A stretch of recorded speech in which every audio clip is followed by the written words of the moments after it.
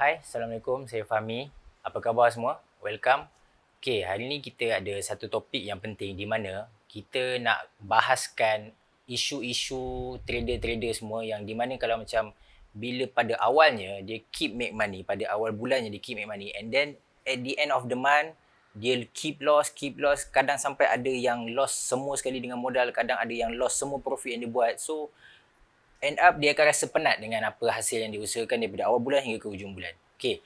Antara masalah-masalah yang diorang selalu hadapi ialah contoh yang pertama, dia gunakan lot size yang tidak bersesuaian dengan modal. Okey, kita kena ingat, semakin besar lot size yang kita masukkan dekat market, semakin besar risiko yang kita akan tanggung. Contoh lagi-lagi yang macam contoh yang ada modal 100 USD. 100 USD kalau kita masuk lot yang melebihi daripada 0.01% daripada modal kita, lagi besar kita punya peluang untuk hilang kesemua duit kita. Okey, contoh macam yang sebelum-sebelum ni dah diajar oleh Cikgu Aziz. Okey, bila Cikgu Aziz ada bagi tahu kat kita, kalau modal 100 USD, lot yang dibenarkan hanyalah 0.01% daripada modal, which is lot size kita yang dibenarkan ialah 0.01%. Ini kerana bila kalau macam contoh market tak ikut analisa kita, bila kita kena cut loss, kita punya risiko tu tidak melebihi daripada apa yang sepatutnya kita tanggung lah. Macam contoh, katakan kalau contoh kita follow PVM H4, ada CDS masa tu kita dah buat mapping CDS masa CTU, and then bila dia berlaku sisi berlawanan kita dah cut loss, kita dah clear cut, kita cut loss, kita dah limitkan kita punya risiko. Daripada kalau macam contoh dia dah berlaku sisi berlawanan and then kita keep hold, benda ni akan membuatkan kita punya kadar cut loss tu makin tinggi. So that's why bila contoh macam kita pakai lot yang besar, modal kita tak mampu nak support kita punya lot size, bila kita cut loss, rugi dia dalam nilai yang besar.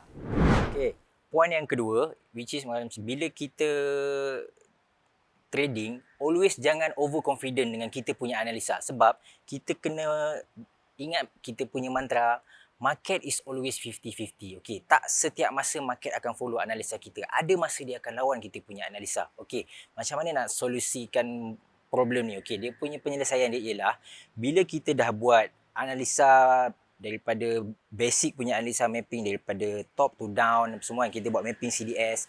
Okay, kita dah diajar satu SOP yang dinamakan PVM. Okay, PVM ni, function dia untuk kita melatih diri kita, yang kita nak melatih diri kita ni meletakkan kepercayaan yang market ni ada certain masa dia akan follow analisa kita, ada certain masa dia akan lawan analisa kita. So bila kita tak apply PVM ni, kita akan rasa macam, oh, bila sekali dua aku dah berjaya buat duit, kali ketiga, kali keempat and kali kelima semua aku mesti boleh buat duit. So benda tu yang akan merosakkan trader-trader semua.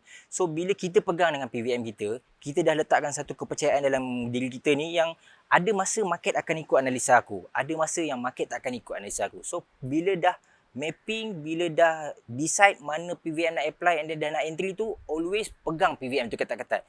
Bila dia kena SL, kena aku, cut loss je. Bila dia kena TP, Alhamdulillah. Okay.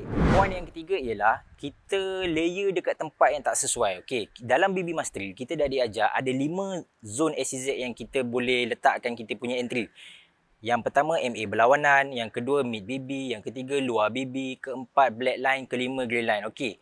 Ini yang menjadi masalah sebab bila kita masuk, tak kisahlah entry buy ataupun sell, bila market tu lawan arah, kita ada di antara kita yang keep layer dekat bukan tempat yang sesuai. Contoh macam, dah lah bukan dekat tempat yang sesuai, dekat time frame kecil pula tu. Okay, kita dah diajar kalau macam contoh kita menggunakan PVM mapping kan, H4 kita masuk 1 layer, daily kita masuk 2 layer, weekly kita masuk 3 layer, monthly kita masuk 4 layer. Ini semua ni kita masuk layer-layer ni untuk kita cari net. Yang saya cakap 4-4 ni semua ni kita masuk dekat SCZ 1 je.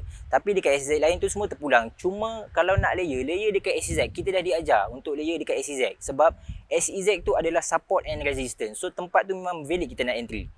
So kalau macam contoh kita layer dekat antara macam contoh SCZ 1 dengan SCZ 2, kita layer dekat tengah-tengah tu, itu akan jadi masalah. Kalau kita faham apa yang kita buat, tak apa. Ini kebanyakan trader tak faham apa yang dia buat. So bila macam end up market tak ikut analisa, dia keep loss and then dia punya emosi pun terganggu.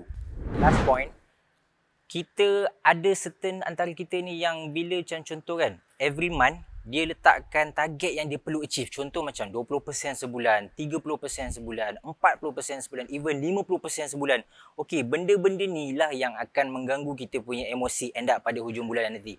Okey, dia ada dua jenis. Kalau yang modal besar, dia nak dapat 20%, 10%, senang, serius. 20%, 10%, 30% semua. Tapi ada di antara kita yang tak ada modal besar. Contoh macam obviously yang 500 USD ke bawah. Okey, benda ni pernah berlaku kat saya juga.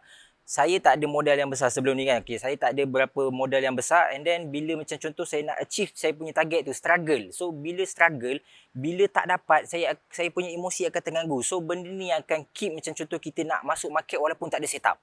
So bila kita masuk market tak ada setup, kita akan end up loss. So kita tolak tepi dulu isu pasal nak achieve persen berapa bulan. Cari minima yang persen yang kita boleh rasa macam masuk akal. Contoh macam coach dah ajar kat kita, buat bawah 10% sebulan pun dah mencukupi untuk starting. So benda ni bila macam contoh kita dah ada satu masa nanti kita dah ada modal yang besar, kita dapat rasa nikmat dia. Even kita buat persen yang kecil pun setiap bulan tu. Contoh macam modal 10,000 USD, 5% dia dah rasa nikmat dah guys. Lepas tu kalau macam modal yang 100 USD, 5% dia kalau ikutkan memanglah tak dirasa nikmat. Tapi kalau kita keep konsisten buat benda tu, once kita dah ada modal yang besar, kita dah terbiasa dengan kita punya disiplin, benda tu, kenikmatan tu akan datang sendiri. So tolak tepi dulu isu buat duit kau-kau setiap hari ke, setiap bulan ke. Cari konsisten dulu, slow. Tak apa, bila kita keep konsisten, keep buat benda tu slow, kejayaan tu akan datang. Okay, itu saja poin-poin yang saya nak bahaskan hari ini. Okey, tolong komen dekat bawah apa masalah-masalah yang common untuk kalangan-kalangan trader. Saya akan baca satu persatu dan kita akan bahaskan daripada masa ke semasa. Okey, terima kasih. Bye-bye.